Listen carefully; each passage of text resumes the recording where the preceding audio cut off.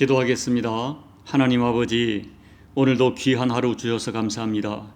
이 하루도 하나님을 기쁘시게 하고 우리 자신에게 부끄럽지 않은 하루를 살고자 하는 소망을 가지고 아버지 앞에 엎드렸습니다. 아버지, 하늘의 힘을 더해 주십시오. 주신 말씀 진리로 붙들고 이 말씀대로 살아가도록 은혜 베풀어 주옵소서. 예수님 이름으로 감사하며 기도합나이다. 아멘. 하나님 말씀은 사무엘하 15장 7절로 14절 말씀까지를 봉독해 드립니다. 4년 만에 압살롬이 왕께 아뢰되 내가 여호와께 서원한 것이 있사오니 청하건대 내가 헤브론에 가서 그 서원을 이루게 하소서. 당신의 종이 아람 그술에 있을 때에 서원하기를 만일 여호와께서 반드시 나를 예루살렘으로 돌아가게 하시면 내가 여호와를 섬기리이다 하였나이다. 왕이 그에게 이르되 평안히 가라 하니 그가 일어나 헤브론으로 가니라. 이에 압살롬이 정탐을 이스라엘 모든 지파 가운데 두루 보내 이르기를 너희는 나팔 소리를 듣거든 곧 말하기를 압살롬이 헤브론에서 왕이 되었다 하라 하니라.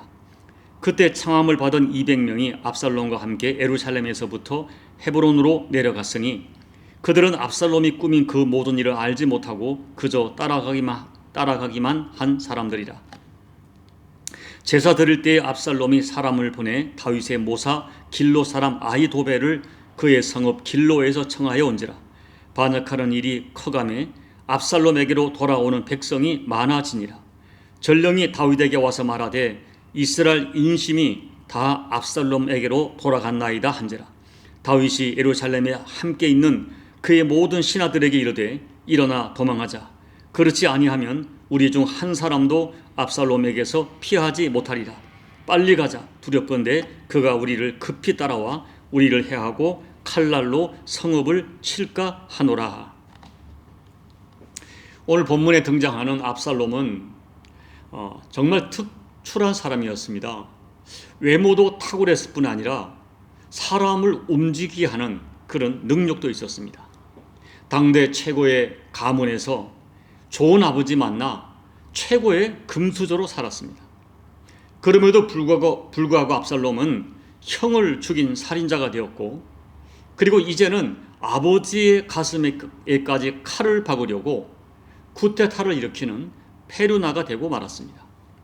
오늘 무엇이 압살롬이라고 하는 이 걸출했던 한 사람의 인생을 이토록 거칠게 몰아갔고 이토록 파멸의 길로 몰아갔는지를 살펴보면서 우리 인생을 살펴보고 또 우리 가정을 살펴보고자 하는 것입니다. 먼저 우리가 압살롬을 이해하기 위해서는 압살롬의 가정 환경을 이해해야 합니다. 압살롬은 매우 복잡한 가정 구조 속에서 자랐습니다. 당시의 사람들은 그 힘이 있으면 아내를 많이 두고 자녀를 많이 가짐으로 자기들의 힘과 가문의 위세를 과시하던 때였습니다. 특별히 한나라 왕들은 많은 처첩을 두고 많은 왕자를 둠으로써 자기의 왕조를 견고하게 하려고 했었습니다. 그래서 압살롬의 아버지 다윗은 헤브론에서 왕이 되었을 때에 이미 6 아내에게서 6 아들을 얻었습니다. 그때 압살롬은 다윗의 셋째 아들로 태어났습니다. 그리고 다윗이 예루살렘에서 통일 왕국의 왕이 된 다음에는 더 많은 처첩들과 11명의 아들을 낳았다고 했습니다. 아들만 17명이고 이름이 기록되지 않은 수많은 딸들과 그리고 자식을 낳은 어머니가 각각 다 달랐기 때문에 서로 다른 어머니를 가진 자식들 간에 얼마나 많은 갈등과 다툼과 시기가 있었겠습니까? 이런 복잡한 가정 구조 속에서 압살롬은 자랐습니다. 그러다가 이 압살롬의 가슴에 치울 수 없는 상처와 분노를 심어주는 결정적 사건이 발생합니다. 압살롬의 친여동생 다말이 베다른 형인 다윗의 제일 큰아들인 암논에게 성폭행을 당하고 버림받은 것입니다. 그런데 아버지 다윗이 큰아들 암논에게 어떠한 책망이나 체벌을 하지 않았습니다. 이런 잘못된 아버지의 처신이 압살롬의 마음에 큰 상처로 남게 됩니다. 그래서 복수할 마음을 품고 2년을 준비합니다. 압살롬의 살인은 우연이 아니었습니다. 2년 동안 철저하게 준비한 것입니다. 압살롬은 냉정하고 신중하게 살인 계획을 꾸몄고 마침내 실행이 옮길 때가 오자 주저없이 형을 죽여버린 것입니다. 이 압살롬의 살인은 1차적으로 형 암논에 대한 미움 때문입니다. 그러나 여동생의 사건을 처리하는 과정을 보면서 압살롬은 아버지가 사람을 편애한다고 생각했을 것입니다. 그래서 아버지에 대한 미움과 불신으로 발전한 것입니다. 그리고 아버지가 징계하지 않으면 자신이 징계하겠다고 나선 것입니다. 그렇게 살인을 하고 압살롬은 외할아버지가 있는 이방인의 땅으로 피신을 합니다. 그런데 아버지 다윗은 3년 동안이나 압살롬을 찾지 않습니다. 잘잘못을 묻지도 않습니다. 그리고 다시 신하들의 중재로 어렵게 예루살렘으로 돌아온 압살롬을 2년 동안이나 만나주지 않았습니다.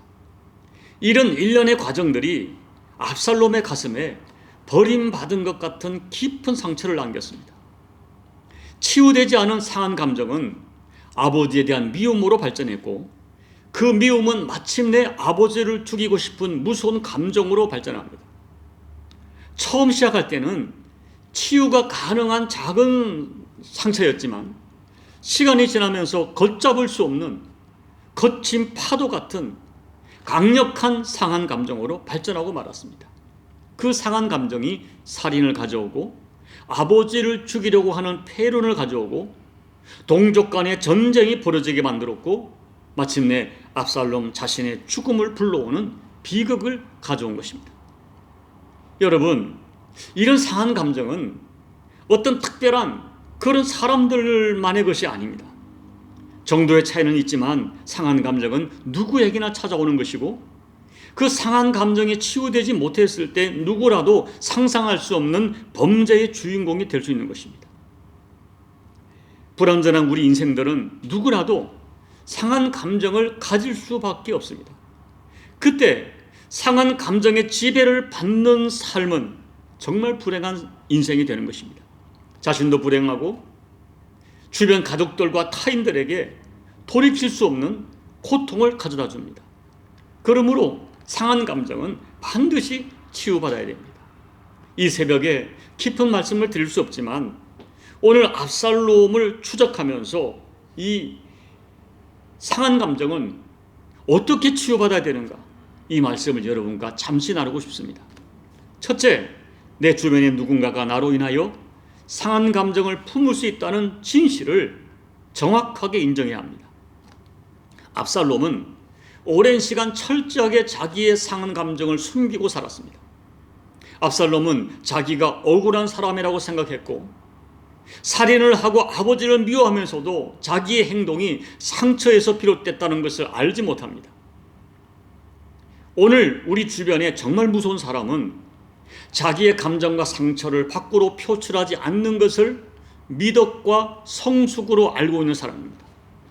심지어 자기의 상처를 감추고 아무런 상처가 없는 것처럼, 나는 상처가 없는 것처럼 행동하는 것을 신앙이라고 오해하는 사람들도 있습니다.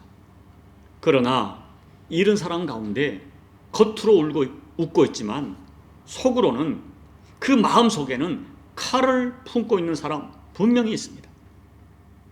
여러분 보세요. 아버지 다윗은 우리가 성경을 보면 압살롬을 정말 사랑했습니다. 압살롬이 살인을 하고 그 외할아버지가 있는 그 솔땅으로 도망갔을 때도 그 아들을 그리워하고 있었습니다. 그래서 압살롬이 자기에게 그토록 심각한 상처를 안고 칼을 품고 있다는 것을 꿈에도 생각하지 못했을 것입니다. 그러나 아들 압살롬은 아버지를 죽이고 싶을 정도로 상처를 안고 있었습니다. 우리는 나와 가까운 누군가가 나로 인하여, 나 때문에 큰 상처를 안고 고통하는 현실이 있을 수 있다. 이런 현실이 내 가족 중에, 내 교우 중에 있을 수 있다는 이 진실을 우리가 깊이 인정해야 됩니다. 이런 진실을 깊이 묵상하면서 더 늦기 전에 내 가족과 내 주변을 진지하게 살펴봐야 합니다. 혹이라도 나로 인하여 누군가가 상처받고 있는 사람은 있지 않은가? 우리는 정말 진지하게 살펴봐야 됩니다. 그 길만이 나를 살리고 내 주변 가족을 살리고 교회 또 어떤 공동체를 살리는 그런 하나님의 처방입니다. 둘째, 진실한 대화의 문을 열어야 상처가 치유됩니다. 우리가 사무엘하 13장을 보면 그 큰 상처를 이복 오빠에게 성폭행을 당하고 쫓겨난 다말은 아버지 다윗을 찾아가지 않고 오빠인 압살롬을 찾아갑니다. 그리고 압살롬도 아버지 다윗을 찾지 않고 자기 선에서 이 문제를 해결하려고 합니다. 이유를 알 수 없지만 압살롬과 다말은 아버지 다윗을 대화의 상대로 인정하지 않습니다. 내 마음속에 깊은 상처를 부모에게 말하지 못합니다. 그리고 사무엘하 13장 37절 이하를 보면 다윗이 외할아버지 집으로 피신한 압살롬을 생각하면서 날마다 슬퍼합니다. 자, 그런데 아들을 생각하며 슬퍼는 했지만 압살롬에게 편지를 띄워서 자기 감정을 이야기하거나 이제 돌아오라고 하는 적극적인 행동을 전혀 취하지 않습니다. 우여곡절 끝에 3년 만에 압살롬이 예루살렘으로 돌아왔습니다. 여전히 아들을 보고 싶어하는 마음이 있습니다. 그런데도 이상하게 아들을 만나주지 않습니다. 그런데 사실은 다윗은 마음속으로 아들 압살롬을 너무 사랑하고 있었어요. 그런데 압살롬을 사랑하면서도 말로나 행동이나 어떤 것으로도 그 마음을 표현하지 않았습니다. 그 결과 압살롬은 아버지가 자기를 미워하고 아버지가 자기를 멀리한다고 오해했습니다. 그래서 아버지를 증오하는 악순환이 반복되었습니다. 여러분, 내 마음은 표현해야 됩니다. 사랑은 표현해야 됩니다. 진솔하게 마음을 나누어야 합니다. 사랑은 정직하게 표현될 때 부부간에, 부모와 자녀간에 진솔한 대화의 문이 열리게 되고 그로 말미암아 서로에게 가졌던 오해와 상처가 치유될 것입니다. 그러나 다윗은 그렇게 하지 못했습니다. 결국 그 닫힌 대화의 문이 마음은 있으나 열지 표현하지 못한 이 대화와 마음에 이 가족 간의 엄청난 관계의 파괴와 파멸을 가져온 것입니다. 셋째, 반드시 하나님 앞에 나가서 마음속의 상처를 토해내야 합니다. 압살롬과 다윗의 결정적인 차이가 있었습니다. 어떻게 보면 이 다윗도 아들 압살롬만큼이나 마음의 상처가 많았던 사람입니다. 왕이 되고 나서 오랜 세월 동안 말로 할 수 없는 상처를 받았습니다. 그런데 다윗은 그 상한 감정을 품고 살지 않았습니다. 다윗은 마음이 상했거나 상처를 받았거나 혹시 자기가 어떤 죄를 범했을 때는 철저하게 하나님 앞에 나가 그 상한 마음과 상처와 죄를 다 토해냈습니다. 자신의 죄는 솔직하게 인정하면서 고백하고 용서를 빌었습니다. 그리고 자기가 받은 공격과 상처들에 대해서는 하나님 앞에 자세하게 말씀을 드리고 내 힘으로 이 상처를 어떻게 할 수가 없으니 하나님이 상처를 위로해달라고 기도를 하고 심지어는 주님께서 친히 내게 상처를 주는 원수들을 주님이 갚아달라고 부탁을 드립니다. 그러나 압살롬은 그렇게 하지 않았습니다. 압살롬은 단 한 번도 자기의 상처를, 마음의 그 아픔을 가지고 하나님 앞에 나가서 엎드렸다고 하는 그런 흔적을 찾을 수가 없습니다. 중요한 것은 상한 마음을 내가 계속 품고 사느냐, 아니면 그 상한 감정을 예수님 앞에 내어놓느냐, 이것이 굉장히 너무너무 중요합니다. 주님 앞에 상한 감정을 다 내놓지 못하는 사람은 어떡합니까? 그 상한 감정을 결국 사람에게 풉니다.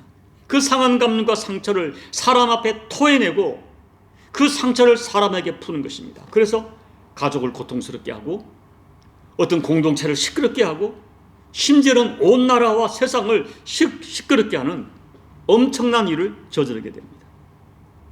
여러분, 원죄의 성향이 있는 우리는 인생을 살아가는 동안 누구에게나 상처를 줄 수가 있고 또 상처를 받을 수 있고, 그래서 누구나 상한 마음을 가지게 될 가능성이 항상 있습니다. 그런데 이 상한 감정과 상처를 내 마음속에 품고 사느냐, 아니면 하나님 앞에 내어놓고 치유받고 사느냐 하는 것은 전적으로 나의 문제이고, 내가 어떻게 처신하느냐에 따라서 그 인생이 하늘과 땅만큼 달라집니다. 다윗 같은 사람, 요셉 같은 사람도 험악한 인생을 살았고 많은 상처를 받았습니다. 주변 사람들에게 또 어떤 상황 속에서 말로 할 수 없는 상한 감정과 상처를 받았지만, 그 상한 감정과 상처가 자기 인생을 이끌어가도록 그 상한 감정과 상처에 자기 인생을 맡기지 않았습니다. 그들은 그 상한 감정과 마음을 하나님 앞에 다 토해내고 치유받았습니다. 여러분 가슴 속에 있는 상한 감정, 상처 어떻게 하십니까? 여러분, 우리에게 하나님께서 너무나 큰 은혜를 주셨어요. 누구든지 하나님 앞에 나와 다 토해내면 하나님 받아주십니다. 여러분, 여러분의 상한 감정과 상처를 가슴에 쌓지 말고 하나님 앞에 토해내십시오. 그리하여 여러분을 계속 얽어매려고 하는 압살롬의 영에서 자유를 누리시기 바랍니다. 상한 감정을 속으로 품고 겉으로는 웃고 있는 위장된 평화로부터 참 자유를 누리시기 바랍니다. 우리 예수님께서는 수고하고 무거운 짐진 자들아 다 내게로 오라 말씀을 하셨습니다. 시편 51편 17절에서는 하나님께서 구하시는 제사는 상한 심령이라 하나님이여 상하고 통해하는 마음을 주께서 멸시하지 아니하시리이다라고 말씀하셨습니다. 하나님께서는 상처받은 심령을 내어놓고 다 하나님 앞에 토설하는 그런 상한 제사를 정말 기뻐하십니다. 마음을 열고 무엇이든 주님 앞에 다 내어놓으세요, 여러분. 그리해서 주님의 능력으로 내 자신의 상한 감정과 상처를 치유받으시고, 나가서는 누군가의 상한 감정과 상처까지 싸매줄 수 있고 안아줄 수 있고 치유해줄 수 있는 그런 성숙한 사람으로 살아가시기를 예수님 이름으로 축복합니다. 아멘. 우리 찬송가 365장을 찬양하겠습니다. 마음속에 근심 있는 사람 주 예수 앞에 다 아뢰오라. 슬픈 마음 있을 때에라도 주 예수께 아뢰라. 주 예수 앞에 다 아뢰오라. 주 우리의 친구니 무엇이나 근심하지 말고 주 예수께 아뢰라. 눈물 나며 깊은 한숨 쉴 때 주 예수 앞에 다 아뢰오라. 은밀한 죄 내게 있더라도 주 예수께 아뢰라. 주 예수 앞에 다 아뢰오라. 주 우리의 친구니 무엇이나 근심하지 말고 주 예수께 아뢰라. 괴로움과 두려움 있을 때 주 예수 앞에 다 아뢰오라. 내일 일을 염려하지 말고 주 예수께 아뢰라. 주 예수 앞에 다 아뢰오라. 주 우리의 친구니 무엇이나 근심하지 말고 주 예수께 아뢰라. 죽음 앞에 겁을 내는 자요, 주 예수 앞에 다 아뢰오라. 하늘나라 바라보는 자요, 주 예수께 아뢰라. 주 예수 앞에 다 아뢰오라. 주 우리의 친구니 무엇이나 근심하지 말고 주 예수께 아뢰라. 하나님 아버지, 오늘 드디어 압살롬이 아버지를 해하려고 쿠데타를 일으키는 장면을 보면서 가슴이 아픕니다. 이와 같은 아버지 엄청난 사건은 없지만 우리 가운데 가족 간에 서로에 대하여 상한 감정으로 갈등하고 또 교회 공동체에서 또 어떤 인간관계에서 우리도 얼마나 많이 서로에 대한 미움과 정죄와 비방으로 상처를 주고받고 사는지 알 수가 없습니다. 아버지 하나님, 오늘 정직한 영으로 엎드립니다. 내 안에 있는 상처가 있다면 보게 해 주십시오. 그리고 혹시 나로 말미암아 누군가가 상처를 받고 있다면 아버지, 내 주변을 살펴서 우리가 맑고 정직한 영으로 보고 깨닫고 현실을 직시할 수 있도록 우리에게 지혜를 허락해 주시기를 간절히 기도하고 원합니다. 나와 자녀들 사이에, 부부 사이에, 그리고 교회 공동체에서 하나님, 우리가 정직한 영으로 나의 상처를 바라보고 내가 누군가 주어서 상처를 볼 수 있는 안목을 가지고 이 문제를 적극적으로 풀어가 오늘 다윗이 만난 이 어마어마한 아버지 파멸의 고통을 혹이라도 겪지 않도록 하나님 아버지, 우리에게 지혜와 은총으로 역사해 주시옵소서. 예수님 이름으로 감사하며 기도하옵나이다. 아멘. 사랑하는 여러분, 다윗의 가정에 일어난 이 엄청난 일이 우리에게도 일어날 수 있다는 현실을 여러분 꼭 기억하십시오. 내가 누군가에게 상처를 주었을 수 있습니다. 내가 받은 상처만 중요한 것이 아니라 내가 누군가에게 상처를 줄 수가 있었습니다.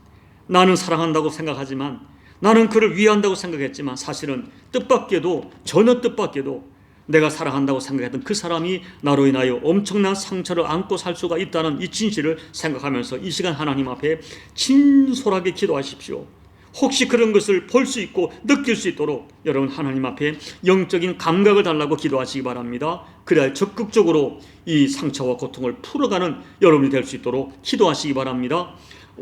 여러분 가족에, 우리 교회에 그런 아픔이 없도록 간절히 기도해 주시고, 우리 조국 대한민국 여전히 갈등하는 이 분열의 영, 압살롬의 영에 이 민족에 속지 않도록 조국회의가 깨어서 이 민족을 참 중보하며 기도하여 민족을 살리는 중보의 사명 감당하도록 여러분 기도해 주시고, 그리고 여러분 각자의 개인 기도로 예배를 마무리해 주시기 바랍니다. 기도하겠습니다. 아버지 하나님, 고맙고 감사합니다. 오늘 말씀을 전하면서 참 두려운 마음이 듭니다. 아버지, 우리가 부족하여서 나는 잘한다고 생각했는데, 나는 사랑한다고 생각했는데 상대방은 말로 할 수 없는 상처를 받을 수가 있고, 내가 말하지 않는 가운데 오랜 세월 상처가 쌓여서 마침내 아버지 미움과 저주와 아버지 참 죽이고 싶은 감정까지 생길 수 있다는 이 엄연한 진실을 보면서 다시 한번 우리 주변을 정직하고 진솔하고 예민하게 살필 수 있는 영감을 허락해 주십시오. 하나님, 우리가 착각하고 있지는 않습니까?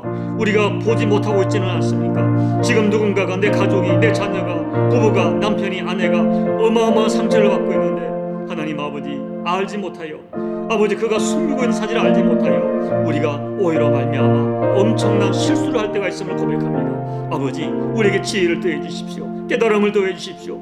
누군가의 상처를 볼 수 있고 느낄 수 있도록 하나님 도와주시고, 우리가 지혜를 가지고 적극적인 의사를 가지고 겸손한 마음을 가지고 이 문제를 풀어가 아버지, 오늘 다윗이 파국을 만나기 전에, 이 아버지 이 파멸이 오기 전에 이 문제를 해결했더라면 얼마나 좋았을까요? 우리에게도 은혜를 주시고 지혜를 주셔서 하나님 아버지 이 고통을 만나기 전에 문제를 풀어갈 수 있는 우리 모두가 될 수 있도록 하나님 도와주십시오. 그리고 내가 혹이라도 누군가에게 받은 상처가 있다면 그 상처를 가지고 보복하려는 마음으로 살지 않게 도와주시고, 아버지 앞에 나가 이 모든 상처를 토설하면서 다 토해내면서 하나님으로부터 치유받고 하나님으로부터 위로받고 하나님으로부터 회복되는 우리 모두가 될 수 있도록 아버지 은혜 베풀어 주옵소서. 저들의 심령이 하나님으로부터 아버지 온전히 회복될 수 있다는 이 진실을 가지고 아버지 하나님 앞에 다 토해내는 이 영적인 아버지 하나님의 은총의 통로를 우리가 모두가 사용하여서 아버지 상처를 안고 살아가지 말고 치유받은 심령으로 살아가는 우리 모두가 될 수 있도록 아버지 은혜 베풀어 주시옵소서.